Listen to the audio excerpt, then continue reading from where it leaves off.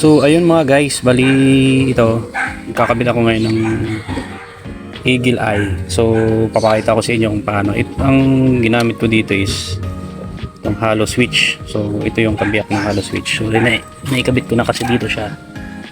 So ayan, wala akong nabiling hollow switch kaya nalagay ko yung Honda nakalagay, pero lalagyan ko na lang ng ano yan, sabon. So naikabit ko na yan guys, dito ko na lang nilagay yan. So mga guys, dito kasi sa hollow switch is depende dun sa kulay, kasi may mga kulay to, may mga mabibili kayo na wag niyo itong pagbasehan yung mga kulay na to guys, kasi may mga hollow switch na iba-ibang kulay. So magbe-base kayo dito guys, dito sa pin na to. Itong pin na to guys, may makikita kayo dyan nakalagay yung C, tapos dito NO yung normally open, tapos yung C common, tapos ito yung normally close, tapos yung nandito naman sa gilid, ito yung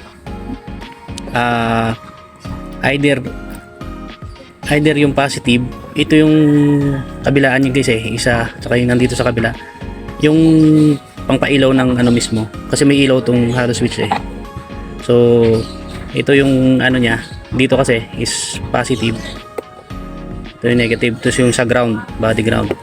So ngayon guys, ang common is blue, green. So ito yung common C. So ito yon, papunta siya ng accessory wire mo. So ako guys, nilagay ko na dito sa may headlight. Ang pinagkabitan ko dito guys is kulay blue guys, yung nandito. So check ko.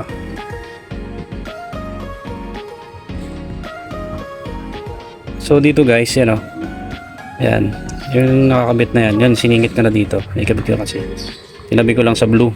So ito yon, papunta dito, ayan. So magkakulay naman sila. Ito yung common guys yung letter C. Yung nasa gitna naman, ito kulay puti. So yung normally open, yung NO yung nakalagay doon. So hirap yung isa.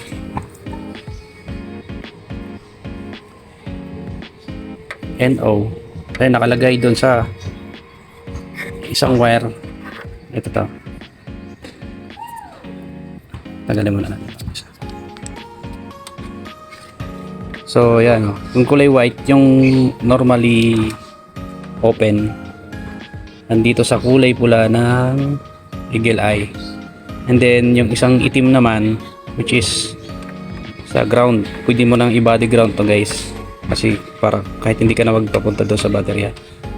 So dito naman yun sa nakagilid, ito yung body ground, kulay blue kasi dito. So sa gilid yun guys. Tapos naman itong kulay normally close guys, hindi ko na ginagamit to.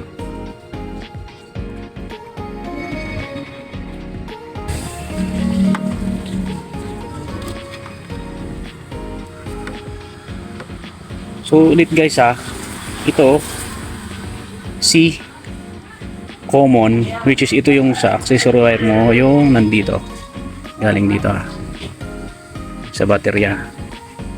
Tapos yung yung kulay puti na normally open, nandito naman yan. Pinagsama ko siya, yung kulay pula yung nandito sa gilid na to, ayun yan nandito sa gilid. Nagsama ko din siya sa kulay pula rin ng positive ng ano to ng ilaw natin, which is yung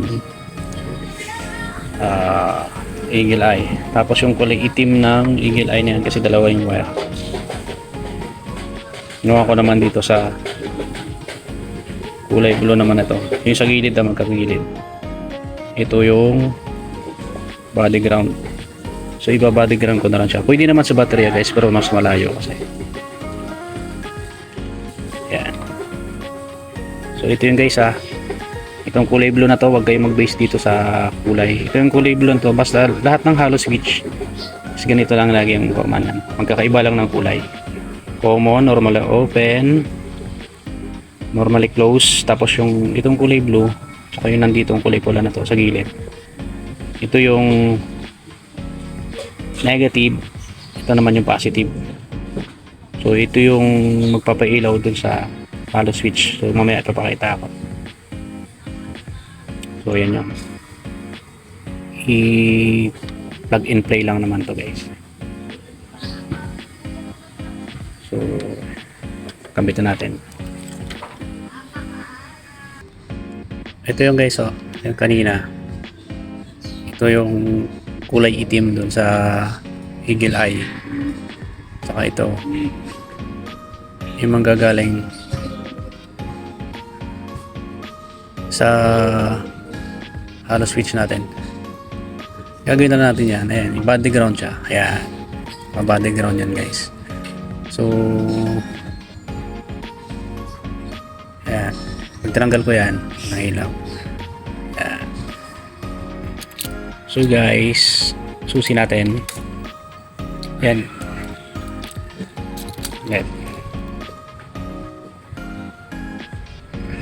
So ayan guys, susi. Pindutin natin.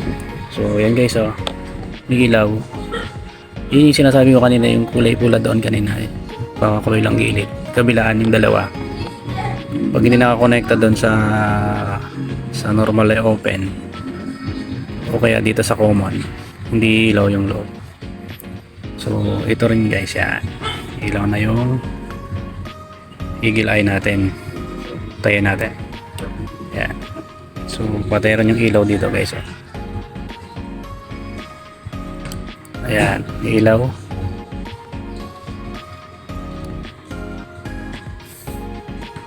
Patay.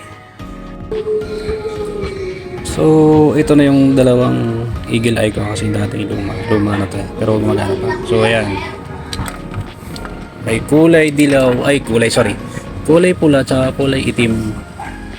Yan. So pag samahin mo lang yan, kulay pula, kulay itim. Tapos yung kulay pula ilagay mo dun sa normally open. Dun sa normally open ko nilagay Tapos yung kulay itim naman guys sa body ground ko. Ayan. So dito ko na side ko na dito ko ilagay. So yan yung body ground. Sinama ko na rin pati itong kulay blue to sa gilid. So ito yung ground doon. Tsaka yung itong kulay pula naman sa katapat ng kulay blue na ito. Again guys hindi po magkakulay yung lahat ng halo switch. So ito sa gilid to, tsaka sa gilid. So magkakatapat yan. So ito sinama ko rin to sa kulay pula na itong eagle eye, kasi which is ito yung positive, tapos ito yung negative body ground. So ito yung common, yung C, yung C na nakalagay dun sa halo switch. Ito yon, yan, accessory wire. So dito ko na kinuha. Ganun lang siya guys. So ito, ipit na lang natin ito mamaya dun sa kung saan itong may ground. So babalutin ko na lang to guys ng electrical tape.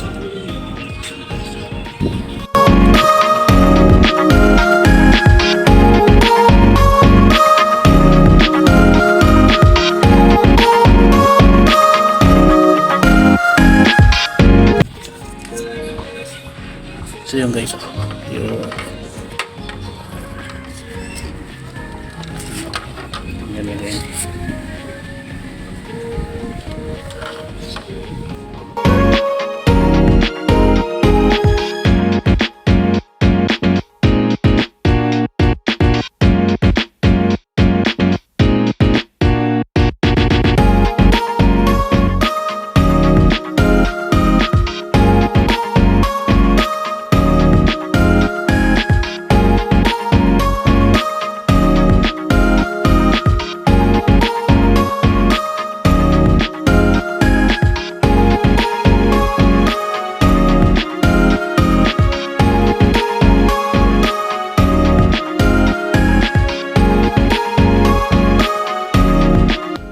Ayun guys, susi, pindot, yan may ilaw, patay, tapos sindi uli, ayun may ilaw siya, tapos ayun yan, tapos, ito yun guys, yun yung isa, tapos ito yung isa.